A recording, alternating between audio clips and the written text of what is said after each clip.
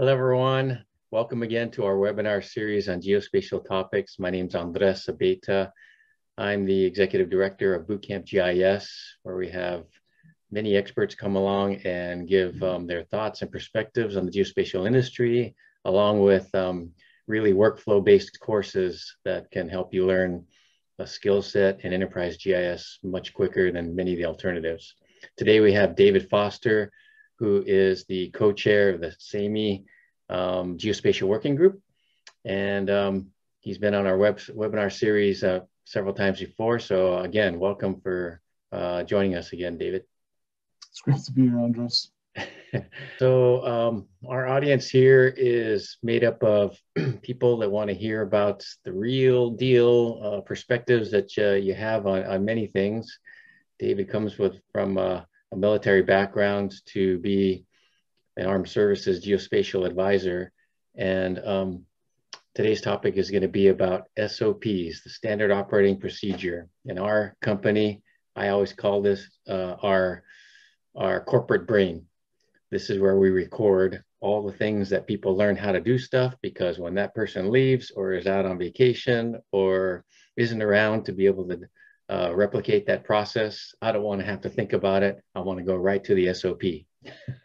So that's something that we can get perspectives from an engineering standpoint, especially during a disaster where you really have to have your fingertips on a process very quickly, because it's life or death in a lot of cases. So maybe you can start, David, by telling us about why it's so crucial in this situation to have this in a timely fashion.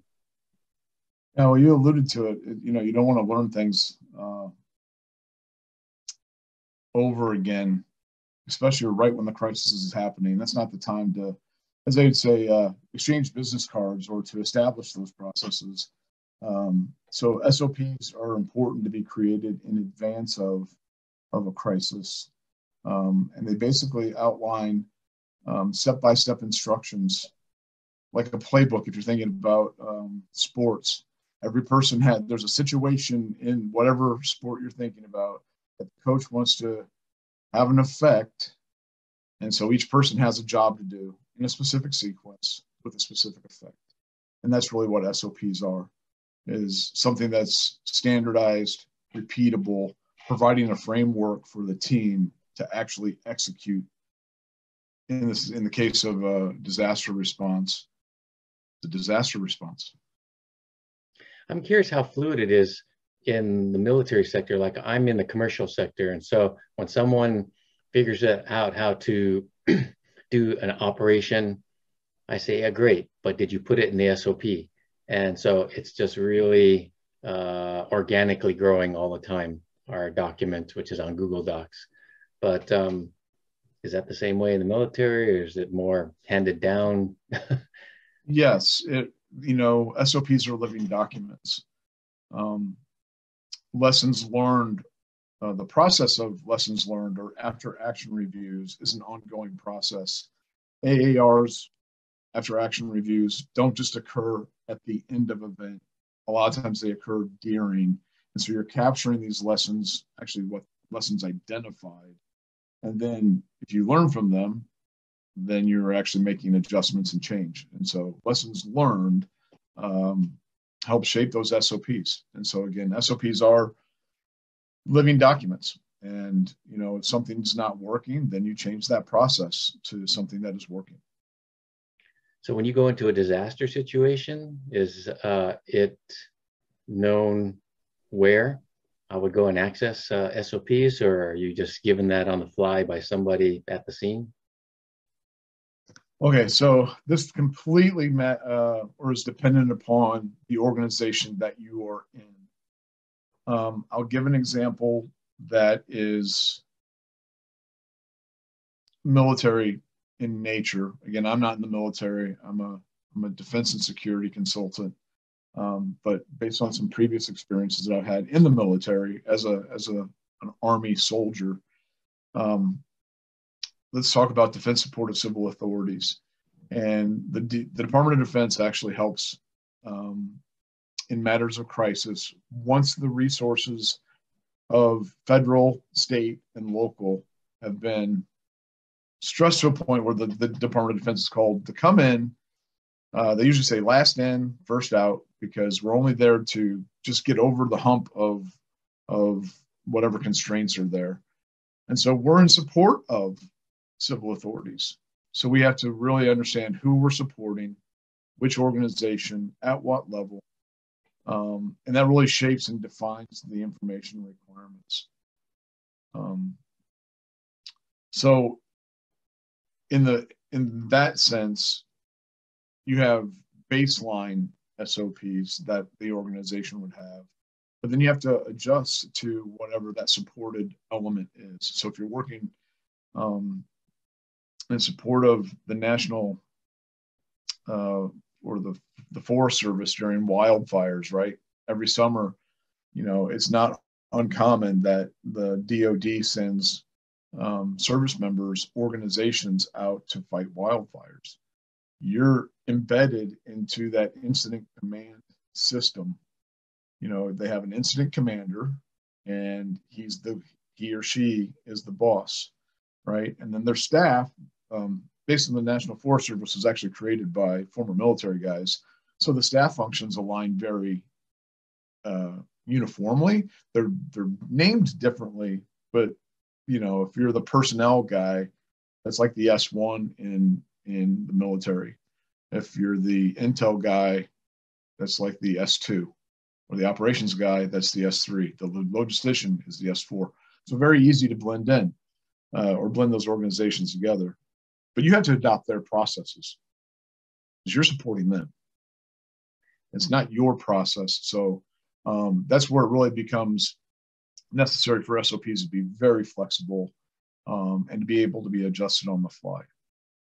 Yeah, I hadn't really thought about that. So a disaster is a multi-agency effort.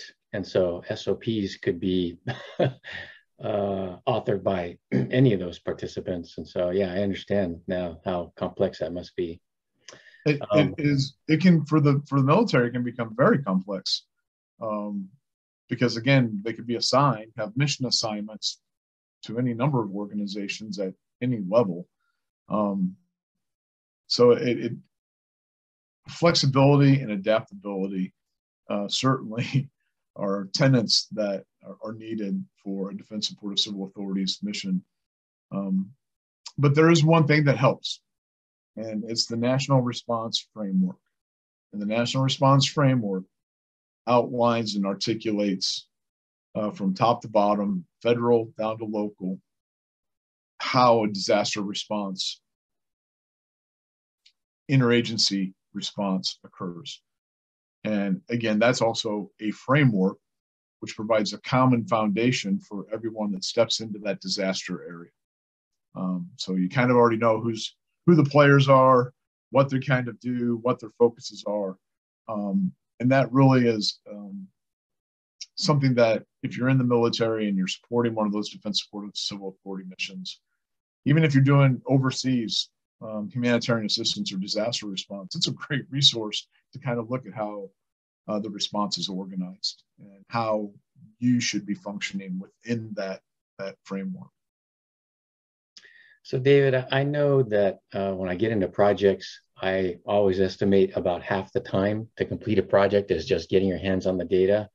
So that can't be a long tail time frame when you're working in any type of disaster risk type of situation. So what kind of things would fall into an SOP for data collection? Well, I always advocate for an information collection plan or an information exploitation plan, which really goes from the mission analysis, identifying the types of data that you need. Actually, first of all, the decisions that need to be made, the types of data that are required to support that decision, identifying where that information resides, who's going to go get it, and then who's going to integrate it, and what is it going to be integrated with to derive a specific product, informing the commander who's making decisions, and then the actions and activities of the folks executing the mission. I advocate for that doesn't matter if you're doing disaster response or not, whatever your mission is, I would recommend that. But it depends on the organization, right? SOPs are built at the organizational level. Even what they call them may be different. It could be called a playbook, standard operating procedure, a checklist. And then a lot of times they have different focuses. And the one, you know, it really gets into it's almost more of a policy document. You know, this staff organization does this staff organization does that.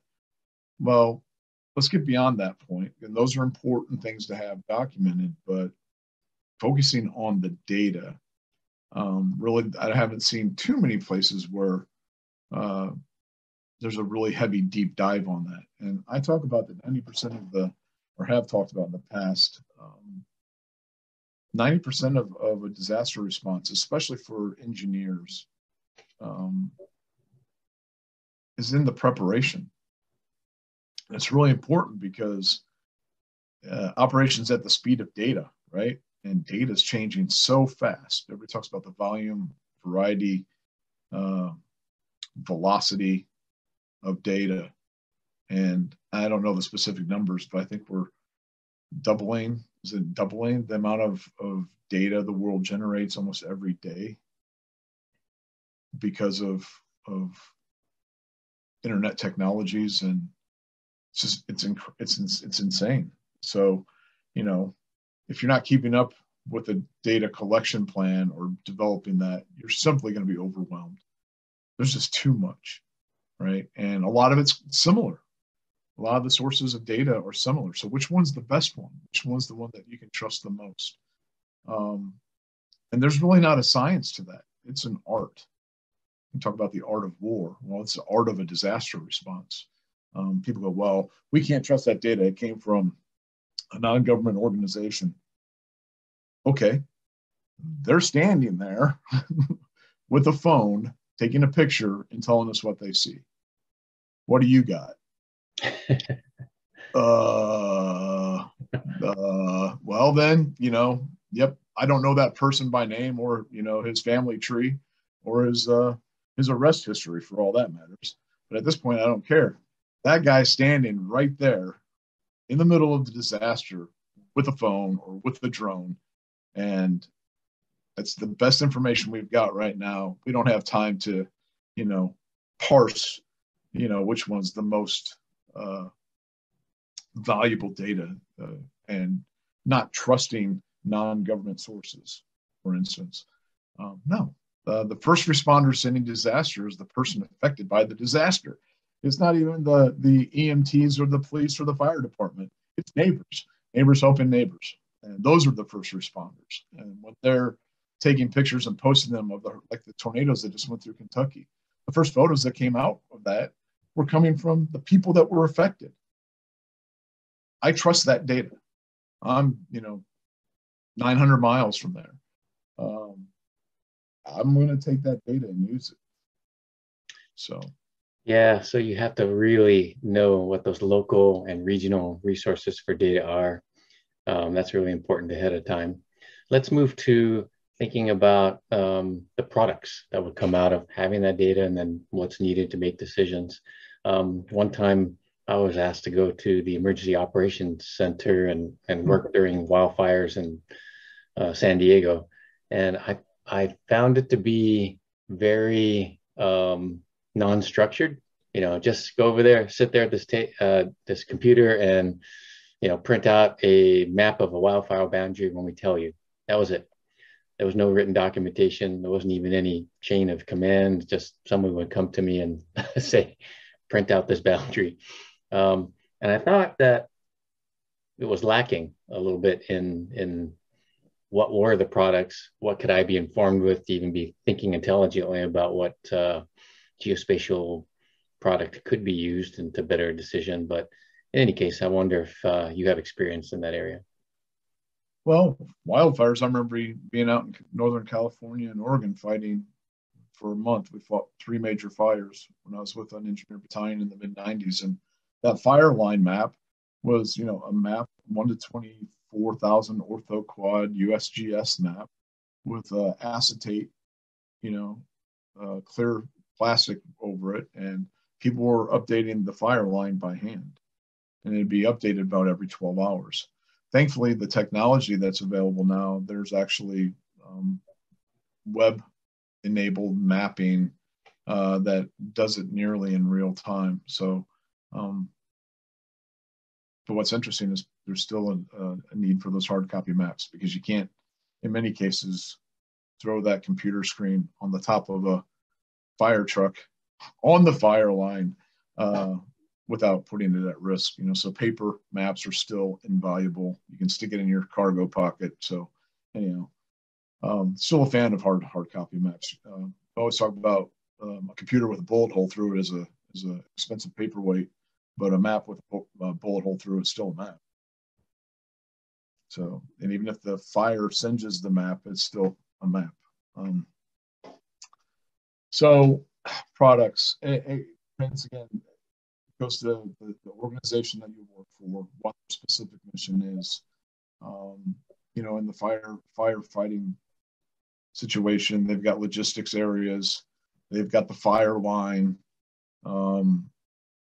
they've got helicopter landing zones, they've got water pickup points for the aircraft, right? So if you got the buckets and the helicopters, they've got where are the lakes that they're picking them up out of, what's the route that they're flying, so there's safety of navigation as they're flying multiple aircraft, both rotary and fixed wing. All those things are pieces of information that have a spatial component, a spatial and a temporal component. Is that in somebody's plan, knowledge management plan? Is it on a map interface? I would hope so. But that's up to the incident commander. And the incident commander is the person in charge. And from all that flows, his information requirements. And hopefully that's documented at some level. And again, I'm not a part of the forest fighting organizations. My experiences were decades ago. But as for the incident command system, that's heavily dependent on the leadership and the staff. I can't say it enough. Preparation. If you want to be successful in a disaster response and you're a geospatial professional, the one thing that you can do, and if you're a leader of those people at any level, give them the time and the resources to do that, because they will help you be successful if they're allowed to prepare. Yeah, preparation by leaders, that's a key thing, because if you're a GIS analyst and you walk in a situation as I did, there wasn't any briefing to me. Again, it was just sit down, there's the software, and we'll ask you for a map periodically. And that worried me, because I thought, okay, I'm just one of the people 24 hours manning this thing. And if I don't put a map out correctly with the right boundary, somebody could die. And that really bothered me, that if I made a mistake, no one would even know about it. It should be attributed, hey, I got some information that was maybe the wrong time of the day, that I put out to a map that went and made a decision. And I wanted to really think about that discussion with anybody at the EOC that could reflect on that and maybe have a little bit of tracking. I'm not talking about FGDC fully compliant metadata, but when and who did it and what was the source. Very simple things, probably that could be written on text right onto the map, so that people even knew when they're staring at it, all right, this is from 30 minutes ago. That's better than 4 hours ago, so that's great. Right. Well, and again, my experience is 26 years ago. I don't know, can't even do math anymore. A long time ago. They were updating the fire line every 12 hours. That was, and then they were distributing, having to create hard copy maps and send them out. So, fire lines can shift hundreds of acres, miles in minutes, and that is, you got people's lives on the line. So there's improvement, and technology has certainly improved that. But again, if you're not developing those procedures like you're talking about that you wish you were made aware of, I'm sure that there were, but that doesn't mean that it always gets down to the person that's actually executing. And that goes into another part of this, is that once you have an SOP, you've got to exercise it, right? You've got to make it nearly a simple checklist, because they get someone like you who's not a part of the team, and you're filling in for somebody, right? You're being added to this. It's not your full-time job. And now all of a sudden you play a really critical role in sharing information that can save people's lives. Wouldn't it be best if we had a checklist that was pretty easy to read and kind of go, okay, got it? And that's what an SOP is supposed to do. It's not supposed to be burdensome. It's not supposed to be, a huge policy document. It can be huge, but, how do I do this? Flip to page whatever, and okay, checklist. Step 1, step 2, step 3, step 4. Got it. I can do that. Where do you typically find your organization's SOPs? Well, boy, I'm saying that depends a lot. It depends on the organization. But a great place to start is with the operations team, or the knowledge management team. And from there, you'll figure out where they document and place their SOPs. And it can be varied. It can be hard copy. It can be a shared digital resource. Those are very common, both. Checklists, having a hard copy checklist in paper is actually sometimes more effective, often more effective than having it online, right? You got the book sitting there, you can rip it open, it's not going to fail you if the power goes out. So having that backup is always, it's not even a backup, I'd call it a primary. But again, the simple answer is talk to your operations directorate or your knowledge management team, and ask those pretty pointed questions. Where is the SOP for sharing information during a disaster response? And if they give you a silly look, you've got a lot of work to do. So get to it. All right, so we're going to wrap up our discussion on SOPs. It's vitally important, whether you're a leader of a group of people, to inspire them to create SOPs and have a structured method to do that, or you're a contributor, as I was, on the lines and suggest here's some metadata or some data or a product that could be added to an SOP for the benefit of the person that sits in that seat right after you. So we appreciate your time, David. He represents our subject matter expert sources that are in the field, working for different organizations that become webcasters like this or instructors. All of our courses on Bootcamp GIS are workflow and enterprise GIS specific. We're trying to create GIS products for the whole organization. And you can take any of these courses at our course catalog list at bootcampgis.com, or create a certificate that you can build on your own with 6 courses in various areas that are very meaningful and industry specific. So come check it out. Appreciate everybody joining us. Thanks, David, again for the webcast and the time today. See you. Thank you.